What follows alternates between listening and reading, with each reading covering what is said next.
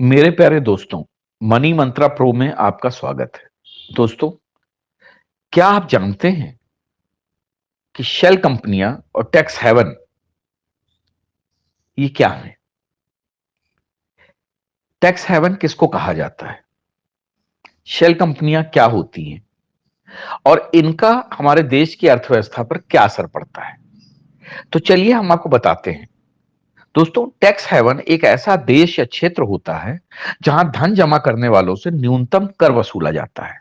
यानी कि दुनिया के वो देश या वो क्षेत्र जहां पर एक निश्चित परसेंटेज से भी बहुत कम परसेंटेज पे आपसे टैक्स लिया जाता है। तो बहुत सारे देशों के बड़े बड़े व्यापारी इन देशों में अपना पैसा चोरी छुपे जमा करते रहते हैं, क्योंकि उनका पैसा भी सुरक्षित रहता है और उस पर टैक्स भी बहुत कम लगता है। अब आप समझिए, एक जो कॉरपोरेट कंपनीज के जो डाटा शेयर करने वाली एक कंपनी है, उसकी रिपोर्ट ये बताती है कि बहुराष्ट्रीय कंपनियों ने 2020 में दुनिया भर में कर के रूप में 200 अरब डॉलर का भुगतान करने से परहेज किया। यानी कि यह सारा पैसा विभिन्न तरीकों से दाएं बाएं करके चुरा लिया गया। यह रकम चुकाने की एक ऐसी रणनीति है जिसका उपयोग ये कंपनियां करती हैं, जिनकी कई देशों में सहायक कंपनियां हैं।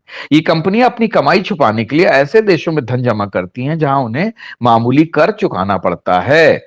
जैसे भारत में है, जीएसटी भी है, इनकम टैक्स भी है, यानी डायरेक्ट और इनडायरेक्ट टैक्सेस बहुत सारे हैं। लेकिन जो टैक्स हेवन कंट्रीज हैं, वहां पे एक बहुत ही मिनिमम कर जो है वसूला जाता है। दुर्भाग्य से कई भारतीय कंपनियां भी देश में वांछित कर चुकाने से बचती हैं। ग्लोबल फाइनेंशियल इंटीग्रिटी रिपोर्ट के अनुसार काला धन पैदा करने के मामले में भारत दुनिया में 8वें स्थान पर है।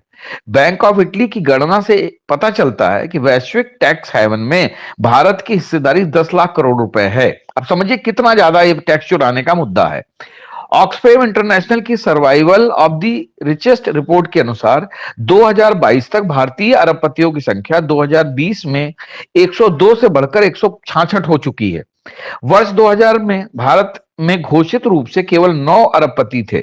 भारत में सबसे अमीर 1% के पास अब देश की कुल संपत्ति का 40% से भी अधिक हिस्सा आ चुका है। रिपोर्ट के अनुसार 2021-22 में जीएसटी में 14.83 लाख करोड़ रुपए का लगभग 64% हिस्सा नीचे की 50% आबादी से आया, जबकि शीर्ष 10% से महज 3% जीएसटी आया। एक दशक में अरबपतियों की संपत्ति करीब 10 गुना बढ़ गई है। यह एक अन्य पहलू भी है। अंतरराष्ट्रीय मुद्रा कोष यानी कि आईएमएफ के नवीनतम प्रत्यक्ष विदेशी सूचकांक डाटा से पता चलता है कि करीब 19% विदेशी पूंजी टैक्स हेवन के जरिए भारत से आई है, जबकि सरकार का अनुमान है कि यह 32% है।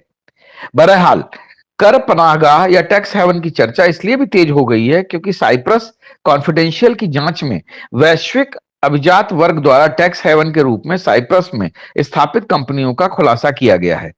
साइप्रस निवेश कार्यक्रम या गोल्डन सपोर्ट योजना में, जो कि 2007 में शुरू की गई थी, अब यह भी खुलासा हो गया है कि इस योजना के तहत किन अमीर भारतीयों को लाभ हुआ। कुल 66 अमीर भारतीयों को गोल्डन पासपोर्ट के साथ साइप्रस की नागरिकता मिली है। इसमें से कुछ नाम हिंडनबर्ग रिपोर्ट में भी सामने आए थे। दुनिया में शीर्ष टैक्स हेवन देश मुख्यतः रूप से बरमूडा, नीदरलैंड, सिंगापुर व स्विट्जरलैंड है। स्विट्जरलैंड की कुख्यात बैंकिंग प्रणाली या लग्जमबर्ग का धन प्रबंधक उद्योग वैश्विक धन की सबसे कानूनी लूट में समान रूप से शामिल है। सिटीजन फॉर टैक्स जस्टिस की एक रिपोर्ट में कहा गया था कि फॉर्च्यून 500 में से 370 से अधिक कंपनियां टैक्स हेवन देशों में सहायक कंपनियां संचालित करती हैं। चिंता की बात है कि दुनिया के सबसे बड़े बहुराष्ट्रीय व्यवसायों ने 2019 में अन्य देशों से कमाए गए मुनाफे का 37% टैक्स हेवन देशों में स्थानांतरित कर दिया है, जो कि 2012 में लगभग 20% था। ऐसा लगता है कि टैक्स हेवन दुनिया के अमीर व प्रतिभाशाली शक्तिशाली लोगों की ही परियोजना का या योजना का हिस्सा है। टैक्स हेवन इतने शक्तिशाली है कि उन्हें छुआ नहीं जा सकता है। इनके बारे में सीबीआई, आईटीडी और ईडी के अलावा सेबी और आरबीआई जैसी नियामक संस्थाओं को भी पता है, लेकिन कोई इनके ऊपर हाथ लगाना नहीं चाह रहा है। इस समस्या के समाधान के लिए भारत ने 2016-17 में मॉरिशस, साइप्रस और सिंगापुर के के साथ संधियों पर दोबारा काम तो किया है, लेकिन यह आधा अधूरा है। देश के तेज विकास के लिए कर सुधार के साथ कर वसूली में भी सुधार की बड़ी जरूरत है।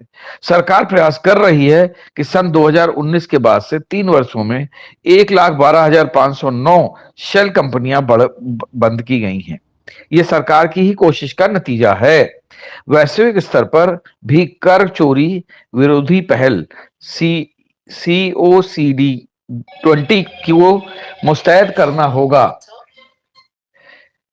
तभी जाकर ये टैक्स चोरी रुक पाएगी। क्योंकि अगर स्वस्थ अर्थव्यवस्था हमें चाहिए तो उसके लिए कर चोरी पर लगाम लगाना अनिवार्य है। अब आप समझ सकते हैं कि किस तरीके से पूरी दुनिया में जो बड़े बड़े उद्योगपति हैं वो अपना टैक्स बचाकर और अपना पैसा इन टैक्स हेवन वाले कंट्रीज में रखते हैं, सो दैट उस पैसे का ये उपयोग कर सके।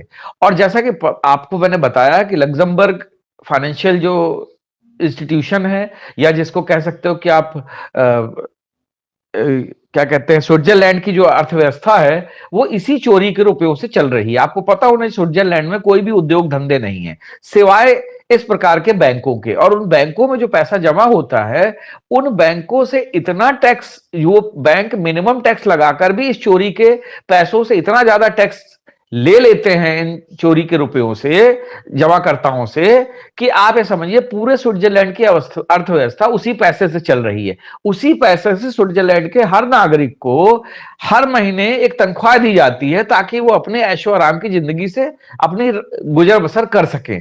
और ये सारा का सारा पैसा पूरी दुनिया में जो इंडस्ट्रियलिस्ट है, जो टैक्स चोरी किए हुए लोग हैं, वो पैसा स्विट्जरलैंड के बैंकों में जमा करते हैं। तो आप समझ सकते हो कि टैक्स हेवन के रूप में कैसे ये देश पनप रहे हैं और कैसे ये देश जो है बड़े बड़े लोगों को ये सुविधाएं दे रहे हैं।